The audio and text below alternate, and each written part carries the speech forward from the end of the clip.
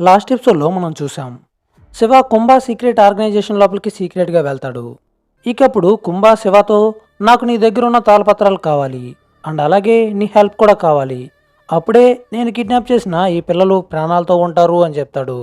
ఇక ఆ తర్వాత శివ తన దగ్గర ఉన్న తాళపత్రాలను కుంభకి ఇచ్చేయాలి అని డిసైడ్ అవుతాడు. ఇక ఆ తర్వాత ఏమైంది అనేది మనం ఇవాళ ఎపిసోడ్లో తెలుసుకుందాం.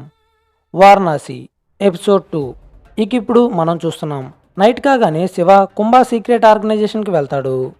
అక్కడుండే బాడీ గార్డ్స్ అంతా కూడా శివాని కుంభ దగ్గరికి తీసుకువెళ్తారు. ఇక ఇప్పుడు మనం చూస్తున్నాం, శివ ముందు కుంభ ఉంటాడు. ఇప్పుడు కుంభ శివతో ఇలా అంటున్నాడు, చూడు శివ, నువ్వు వస్తావు అనే సంగతి నాకు తెలుసు. ఎందుకంటే నిన్న నేను నీతో మాట్లాడుతూ ఉన్నప్పుడే నాకు తెలిసింది నువ్వు చాలా మంచివాడివి అని. అండ్ అలాగే నువ్వు ఖచ్చితంగా ఆ చిన్నపిల్లలను కాపాడాలి అని అనుకుంటున్నావు. అందుకనే నువ్వు ఇక్కడికి వచ్చావు అనే సంగతి కూడా నాకు తెలుసు. చూడు శివ, నాకు నీ దగ్గరుండే తాళపత్రాలు మాత్రమే కాదు, నీ హెల్ప్ కూడా కావాలి అని చెప్తాడు. ఇప్పుడు శివ కుంభతో ఇలా అంటున్నాడు, నువ్వు చెప్తుంది బాగానే ఉంది, అయినా నీకు ఈ తాళపత్రాలు ఇస్తే సరిపోతుంది కదా, నా హెల్ప్ ఎందుకు? నీకు హెల్ప్ చేయడానికి నీతో పాటు చాలామంది పనిచేస్తున్నారు కదా, వాళ్ళ హెల్ప్ తీసుకోవచ్చు కదా అని అంటాడు.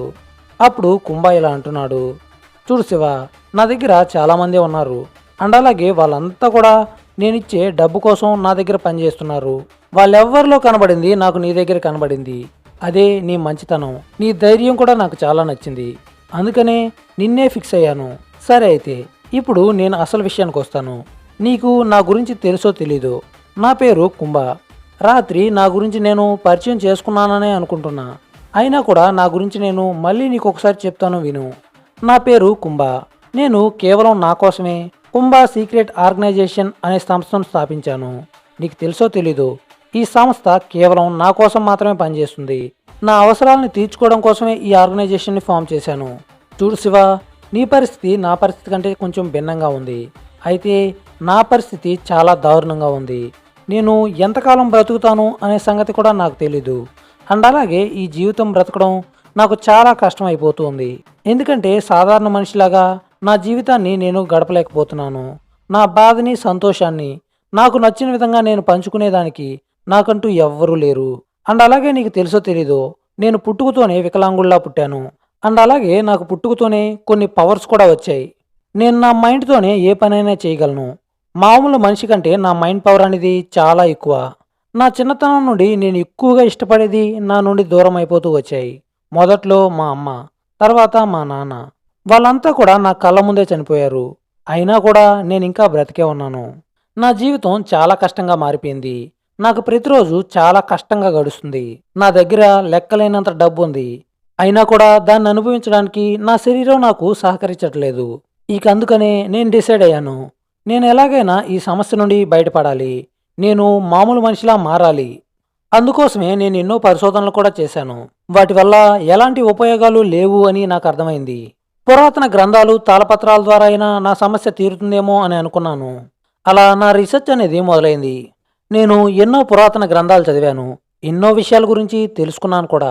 ఇక అప్పుడే నాకు తెలిసింది, నా సమస్య నుండి నేను బయటపడాలి అంటే నాకు ఒక్క వస్తువు కావాలి, అదే సంజీవని.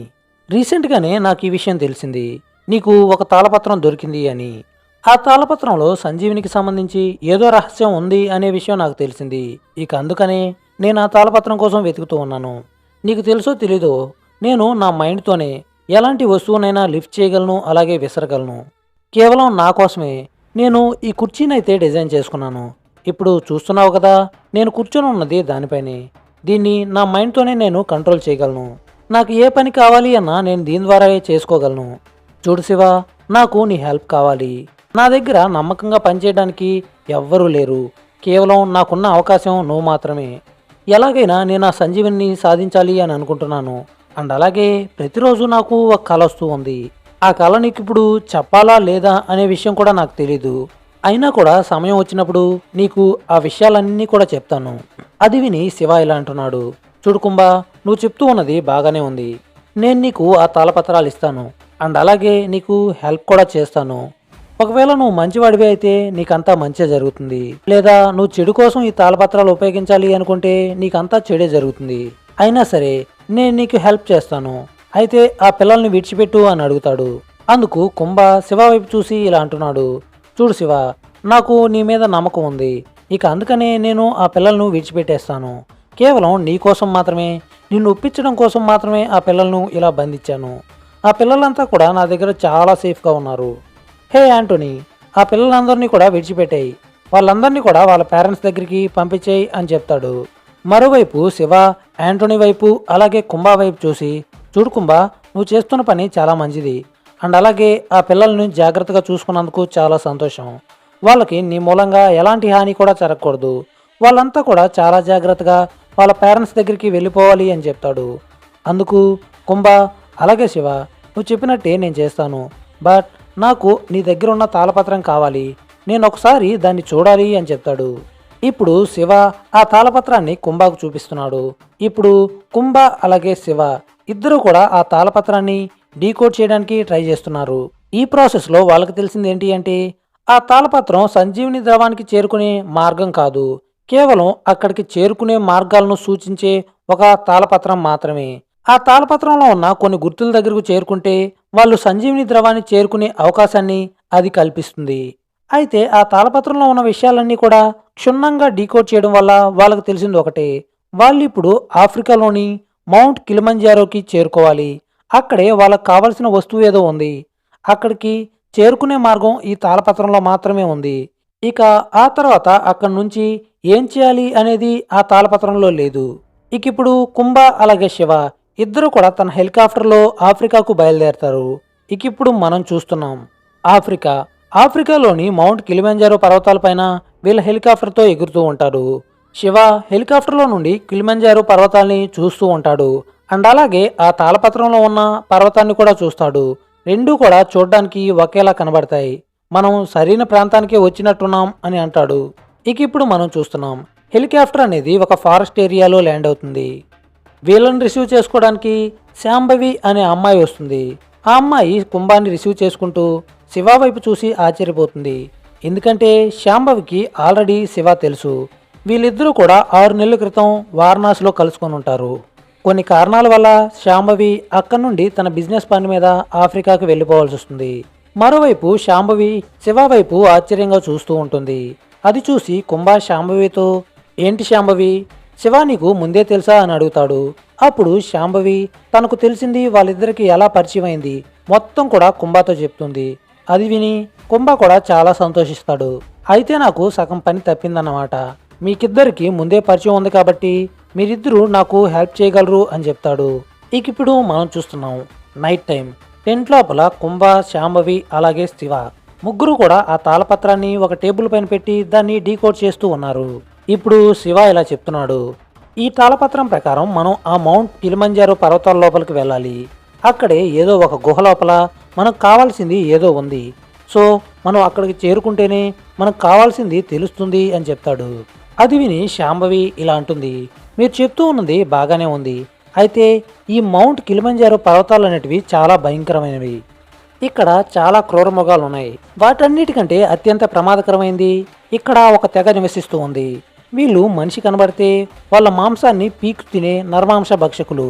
ఈ మౌంట్ కిలిమంజారో పర్వతాల్లో మా రీసెర్చ్ టీం ఇంతకుముందే చాలాసార్లు ప్రయోగాలు చేయడానికి రీసెర్చ్ చేయడానికి వెళ్ళారు. బట్ వాళ్ళెవ్వరూ కూడా తిరిగి రాలేదు.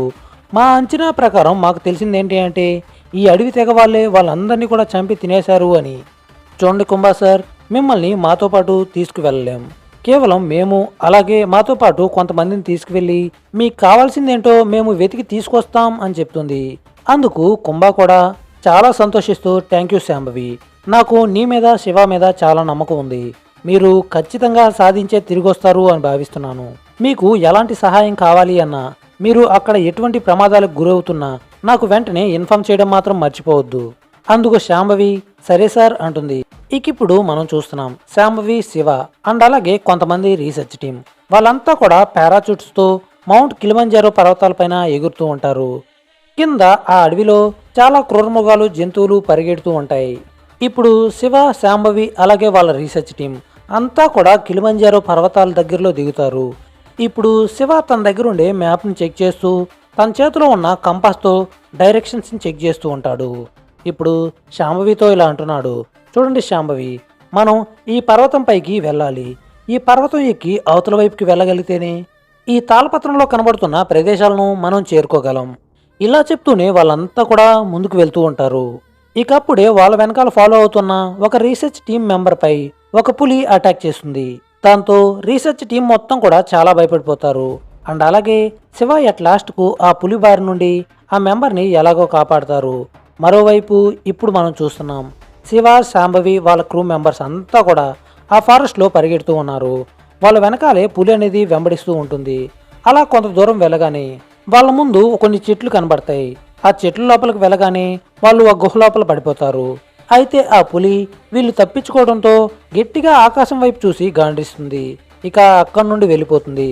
శివ అలాగే వాళ్ళ క్రూ మెంబర్స్ అంతా కూడా ఆ హోల్లో పడిన తర్వాత అక్కడ అంతా చీకటిగా కనబడుతుంది. ఇప్పుడు శివ ఒక కర్రకు మంట వెలిగించి అంతా చుట్టూ చూస్తాడు. ఆ గుహ అంతా కూడా చాలా భయంకరంగా ఉంది. గుహ అంతా కూడా ఎన్నో రకాల పురుగులు, బూజుతో చాలా భయంకరంగా ఉంటుంది. వాళ్ళు ఆ గుహ లోపలే ముందుకు వెళ్తూ ఉంటాడు. ఇప్పుడు శివ శాంభవి వైపు చూసి, చూడు శాంభవి, మనం ఈ గుహ లోపలికి వచ్చామంటే ఇక్కడే మనకు అవతలకి వెళ్ళడానికి ఏదో మార్గం ఉంది. కాబట్టి మనం ఈ పర్వతాన్ని ఎక్కి అవతలకి దిగవలసిన అవసరం లేదు. ఇదేదో రహస్య మార్గంలా ఉంది. ఇలా చెప్తూనే శివ అండ్ అలాగే శాంభవి ముగ్గురు కూడా ఆ గుహ లోపలే వెళ్తూ ఉంటారు. అలా వెళ్తూ ఉన్నప్పుడు ఆ మంట వెలుతురులో వాళ్ళకి గోడలపైన ఏవేవో పురాతన అక్షరాలు అండ్ అలాగే ఏవేవో సింబల్స్ కనబడుతూ ఉంటాయి. వాటన్నిటిని చూస్తూ ఉంటే రామాయణానికి సంబంధించి ఏదో కొన్ని విషయాలు తెలుస్తున్నట్టు వాళ్ళకు అనిపిస్తూ ఉంటాయి. అలా వాళ్ళు కొంత దూరం ముందుకు వెళ్ళగానే వాళ్ళ ముందు 2 గుహలు కనబడతాయి. వెంటనే శివ నేలపైన పడుకొని తన చెవిటిని నేల కానించి ఏదో వింటూ ఉంటాడు. వెంటనే పైకి లేచి మనం ఈ డైరెక్షన్లో వెళ్ళాలి అని చెప్తాడు. అలా వాళ్ళు ముందుకు వెళ్తూ ఉంటారు. అప్పుడు శాంభవి శివ వైపు చూసి, చూడు శివ, ఈ వైపే మనం వెళ్ళాలి అని నీకెలా తెలుసు? అసలు ఈ ప్రదేశం ఏంటి అని అడుగుతుంది. అందుకు శివ, చూడు శాంభవి, నాకు ఈ ప్రదేశం ఏంటి అనేది నాకు తెలీదు. అయితే మాత్రం మనం సరైన మార్గంలోనే వెళ్తున్నాము అనే విషయం మాత్రం నాకు అర్థమవుతుంది. అలా వాళ్ళు కొంత దూరం వెళ్ళగానే వాళ్ళ ముందు ఏదో ఒక వెలుతురు కనబడుతూ ఉంటుంది. శివ ముందుకు పరిగెత్తి చూడగానే ముందంతా కూడా చాలా చీకటిగా కనబడుతుంది. అంతా కూడా అంతులేని అగాధం. శివ ఒక్కసారిగా ఆశ్చర్యపోతాడు. వాళ్ళ ముందు ఒక పెద్ద లోయ కనబడుతుంది. ముందు ఒక పెద్ద పర్వతం కూడా కనబడుతుంది. ఇప్పుడు శివ వాళ్ళ క్రూ మెంబర్స్తో ఇలా చెప్తున్నాడు, చూడండి, మనం ఈ పర్వతంపై నుండి కిందకి దిగి వెళ్ళాలి.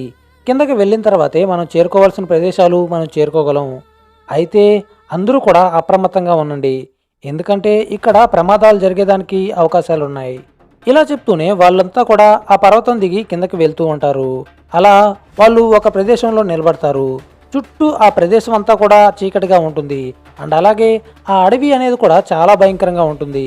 అలా వాళ్ళు కొంత దూరం ముందుకు వెళ్ళగానే శాంభవి శివ వైపు చూసి, చూడు శివ, ఈ రాత్రికి మనం ఇక్కడే స్టే చేద్దాం.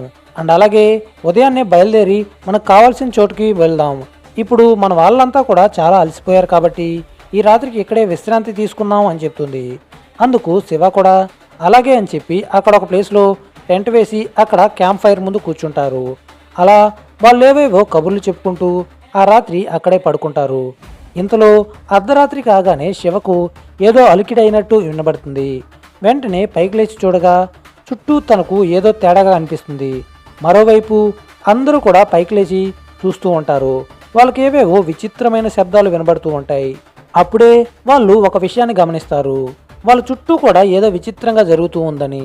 మరోవైపు వాళ్ళల్లో ఒక వ్యక్తి కనబడడం లేదు అనే విషయం కూడా తెలుస్తుంది. వీళ్ళంతా కూడా లేచి ఈ వ్యక్తి ఎక్కడికి వెళ్ళాడు అని వాళ్ళంతా కూడా అతన్ని వెతుకుతూ ఉంటారు. అలా వెతుకుతూ ఉన్నప్పుడు శివ ముందు ఒక పెద్ద అచ్చు పాదం గుర్తు లాంటివి కనబడుతుంది. అవేంటా అని జాగ్రత్తగా గమనిస్తే అక్కడేదో ఒక పెద్ద సర్పం, 30 నుండి 40 మీటర్ల పొడవు ఉండే ఒక పెద్ద పాము అక్కడి నుంచి వెళ్ళినట్టు వాళ్ళకు అక్కడ గుర్తులు కనబడతాయి. అది చూసి శివ, శాంభవి అంతా కూడా చాలా ఆశ్చర్యపోతారు. వాళ్ళ ముందు ఒక పెద్ద చెట్టు పైన అతిపెద్ద పాము కనబడుతుంది. దాని తోకకి ఒక మనిషి వేలాడుతూ ఉంటాడు. అప్పుడే వీళ్ళకి అర్థమవుతుంది మనలో కనబడకుండా పోయిన వ్యక్తి అతనే అని. ఇప్పుడు శివ ఆ వ్యక్తిని ఎలా కాపాడాలి అని అనుకుంటూ ఉంటాడు. బట్ అప్పుడే వాళ్ళకి తెలిసింది ఏంటి అంటే ఆ వ్యక్తి ఇంతకు ముందే చనిపోయాడు అని. దీంతో శివ అండ్ అలాగే వాళ్ళ టీం మెంబర్స్ అంతా కూడా అక్కడి నుండి చాలా జాగ్రత్తగా తప్పించుకొని వెళ్ళాలి అనుకుంటాడు. బట్ అప్పుడే ఆ పాము అనేది కూడా వాళ్ళని గమనిస్తుంది. దీంతో వాళ్ళంతా కూడా వేగంగా పరిగెడుతూ ఉంటారు.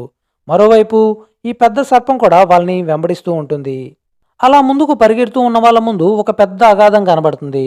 దీంతో శివ, శాంభవి వీళ్ళంతా కూడా ఇక మన పని అయిపోయింది, దీనికి మనం బలైపోతాం అని భయపడుతూ ఉంటారు. ఇక ఆ తర్వాత ఏమైంది అనేది మనం నెక్స్ట్ ఎపిసోడ్లో తెలుసుకుందాం.